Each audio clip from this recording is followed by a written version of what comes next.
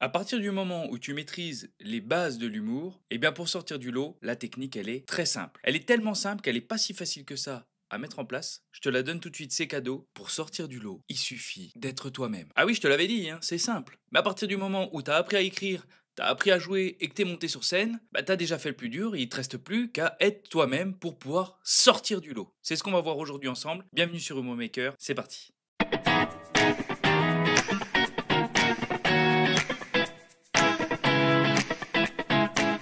Il y en a pas 50, mais il existe deux facettes du stand-upper qu'on peut mettre en avant pour sortir du lot. La première, c'est l'écriture. Bon bah là tu t'en doutes, pour certains humoristes, la façon d'écrire, c'est très très important, et on va les ranger dans une catégorie des gens qu'on va appeler des bons auteurs. Des bons auteurs, qu'est-ce que c'est? C'est des gens qui vont pas forcément miser que sur le jeu, ou en tout cas pas majoritairement sur le jeu, mais qui vont être des gens qui savent écrire de bonnes vannes. Chaque vanne va être une petite pépite, on est obligé, a fortiori, de reconnaître que c'était quand même bien écrit. Un exemple tout bête, et je te mettrai en lien dans la description tous les humoristes auxquels je fais référence, Haroun ou Gaspard Proust font partie de ce qu'on appelle aujourd'hui des bons auteurs. Attention, je suis personne pour dire qu'ils ne sont pas bons comédiens, je dis juste que de tous les talents multiples qu'ils ont, leur talent premier, celui qui est le plus dominant dans leur art, c'est l'écriture. Donc peut-être que toi qui regardes cette vidéo, eh ben l'écriture c'est aussi ta force. Par contre, il n'y a pas que ça qui compte.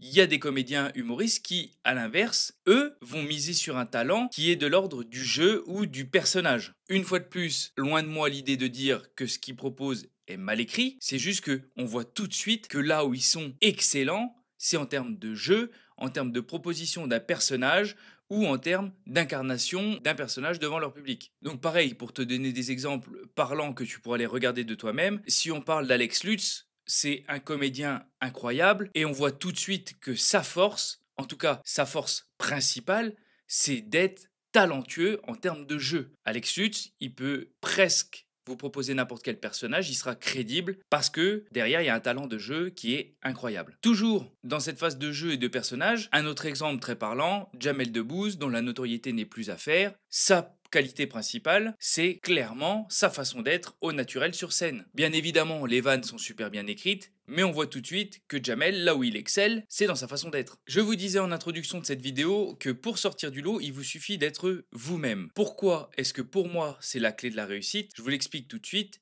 C'est parce que la plupart des comédiens humoristes qui ont réussi aujourd'hui, eh ben c'est ce qu'ils ont fait. Il est donc primordial de mettre en avant vos qualités.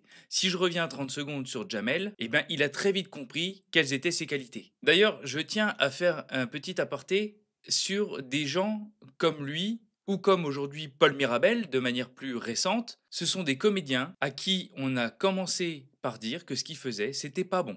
On a commencé par leur dire qu'on comprenait pas ce qu'ils disaient, on a commencé par leur dire que c'était pas carré, que c'était pas professionnel. Paul Mirabel s'est fait reprendre plusieurs fois parce qu'il articulait pas, parce qu'il n'avait pas de charisme, par exemple. Et aujourd'hui, que ce soit Jamel ou Paul Mirabel, ben, ce qui fait qu'ils sont sortis du lot, c'est parce qu'ils sont naturels. Donc il est très important de retenir une chose, c'est que vos défauts d'aujourd'hui peuvent être vos forces de demain. Donc ne les abandonnez pas et au contraire, faites le choix comme eux de les accentuer. Parce que grâce à ça, évidemment, comme tout le monde, les défauts, on cherche à les gommer et à rentrer dans un moule, alors que quand vous prenez le contre-pied de ça et que vous mettez vos défauts en avant, et ben c'est là où automatiquement vous allez être un ovni et vous allez pouvoir sortir du lot. Il y a un dernier point qui peut vous faire sortir du lot très facilement, c'est simplement le fait d'être novateur. Si vous arrivez sur scène avec un concept nouveau, avec une idée folle que les gens vont trouver géniale, eh ben forcément le bouche à oreille va marcher beaucoup plus vite pour vous que si vous étiez lambda, si je puis dire. Pareil, toujours dans un souci de vous donner des exemples pour être un peu plus parlant, si on parle de Omar et Fred avec leur service après-vente, sont arrivés, alors certes c'était un format vidéo, mais ils sont arrivés avec un concept complètement nouveau qui a quand même explosé du fait de leur nouveauté, de leur fraîcheur et de ce qu'ils apportaient un peu au monde de l'humour. Un peu plus à notre échelle, nous, stand-uppers, il y a aujourd'hui Briac, je vous mettrai le lien dans la description, qui a un super concept, c'est-à-dire qu'aujourd'hui il arrive sur scène avec un paperboard et il fait rire les gens grâce à des dessins.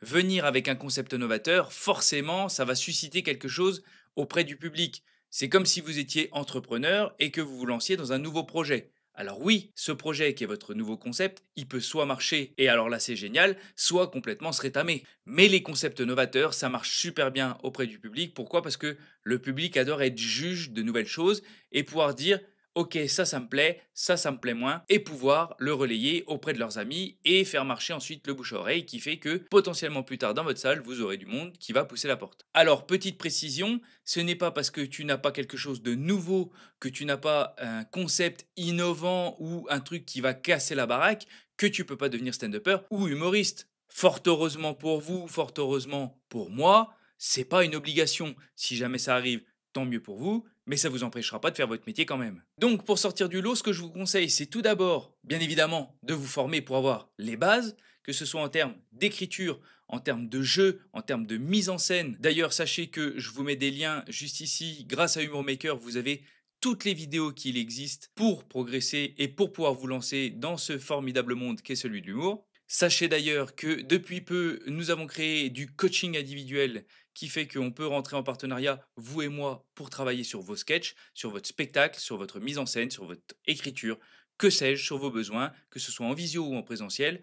Donc forcément, j'ai envie de vous dire, n'hésitez pas. Et une fois que ces bases, elles sont posées, là, vous allez devoir tout de suite repérer vos forces. C'est l'écriture, c'est le jeu, c'est ma façon d'être.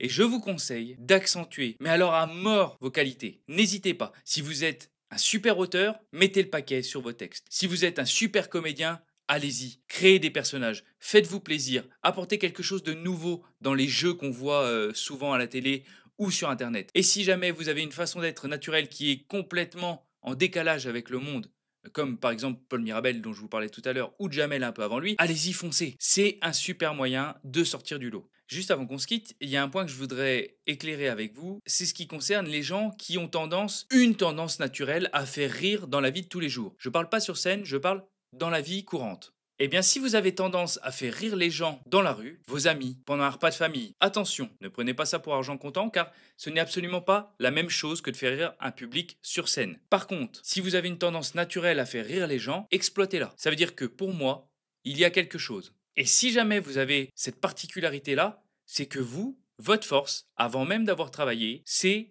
votre façon d'être. C'est-à-dire que c'est votre façon d'être à vous, votre façon de vous exprimer, de raconter une histoire qui fait que les gens se marrent rien qu'à vous écouter. Donc si jamais c'est le cas pour toi qui regarde cette vidéo, il faut travailler ça, il faut l'accentuer et il faut que cette manière d'être naturelle au quotidien puisse être retranscrite sur scène. Pourquoi je vous dis ça? Parce que je rencontre énormément de comédiens, de stand-uppers qui sont, alors de manière quasi unanime, incroyablement drôles dans la vie et qui le sont malheureusement beaucoup moins quand ils sont sur scène. Ce n'est absolument pas grave, c'est un travail de recherche, ça va prendre des semaines, des mois, des années pour rencontrer son clown, son personnage et pouvoir l'apporter sur scène, mais ça veut dire que ces gens-là, ils ont quelque chose dans la vraie vie et ils sont en phase de recherche pour réussir à ramener cette personne sur scène pour pouvoir faire rire leur public. Donc, ce que j'ai envie de vous dire en conclusion, c'est que si jamais vous écrivez très bien, mais que vous faites pas marrer forcément les gens dans la rue ou vos potes, c'est pas grave. Si jamais à l'inverse, vous avez une manière de raconter les choses qui est hyper drôle, mais par contre, vous savez pas trop écrire les blagues, c'est pas grave. Chaque chose en son temps, formez-vous, ayez les bases, et une fois que vous aurez les bases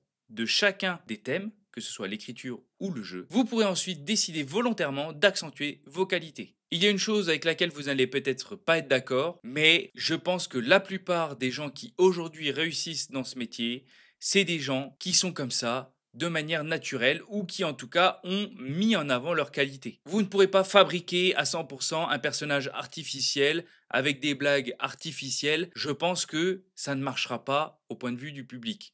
Les gens ne sont pas fous, si jamais vous venez sur scène pour raconter les vannes d'un autre avec la manière d'un autre de les raconter, je suis pas sûr que ça marche. Donc surtout, écoutez-vous, mettez vos qualités en avant, foncez, travaillez et vous allez forcément à un moment donné trouver et sortir du lot.